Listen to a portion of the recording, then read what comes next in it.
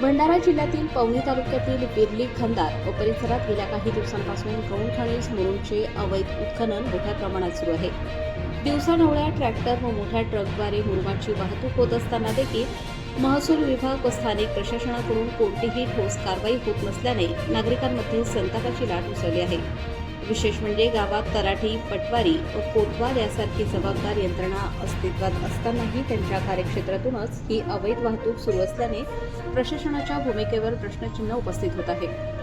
हे सर्व कोणाच्या आशीर्वादाने सुरू आहे का, असा सवाल नागरिक उघडपणे विचारत आहेत। ग्रामपंचायत क्षेत्रात बसवलेल्या सीसीटीव्ही कॅमेऱ्यांमध्ये गेल्या काही दिवसात 1.5 ट्रक व ट्रॅक्टरची हालचाल स्पष्टपणे कैद झाल्याची शक्यता आहे। या फुटेजची तपासणी केल्यास मोठे रॅकेट उघडकीस येऊ शकते, मात्र अद्याप कोणतीही तपासणी झालेली नाही। ही बाब अधिकच संशयास्पद ठरत आहे। दरम्यान सततच्या उत्खननामुळे परिसरात मोठमोठे खड्डे तयार झाले असून पर्यावरणाचा समतोल बिघडत आहे। दुसरीकडे शासनाचा लाखो रुपयांचा महसूल बुडत असताना काही मोजक्या लोकांचा फायदा होत असल्याचे चित्र आहे।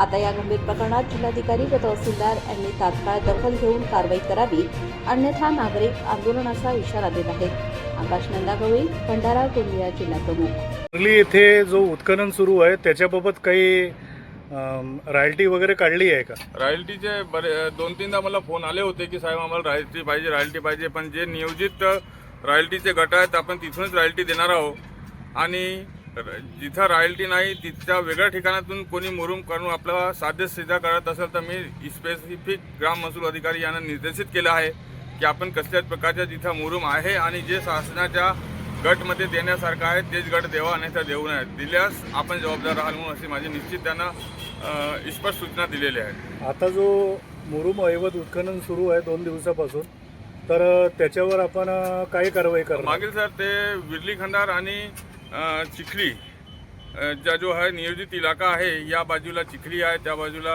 विर्ली आहे, नेमकं काय ते ठिकाण पाहून आपल्याला ती कारवाई करता येईल। जर दोषी आपले तलाठी आढळले तर त्यांच्यावर कारवाई होईल का? निश्चितच कारवाई करू आपण, निश्चितच कारवाई करू।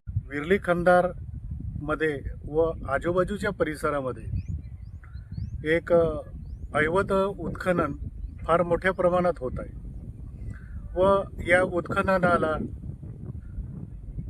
म्हणजे पाठिंबा कोणाचा?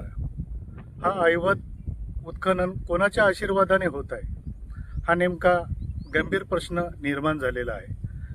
इथे आपण आता परिस्थिती बघतच आहोत की किती फार मोठ्या प्रमाणात उत्खनन झालेलं आहे। तर हाच उत्खनन नाही, असे या परिसरामध्ये व आजूबाजूच्या खेड्यामध्ये फार मोठ्या प्रमाणात उत्खनन झाले आहेत, पण महसूल विभागाने अजूनपर्यंत कोणतीही कारवाई केली नाही व का कारवाई केली नाही हा एक खूप गंभीर प्रश्न आहे।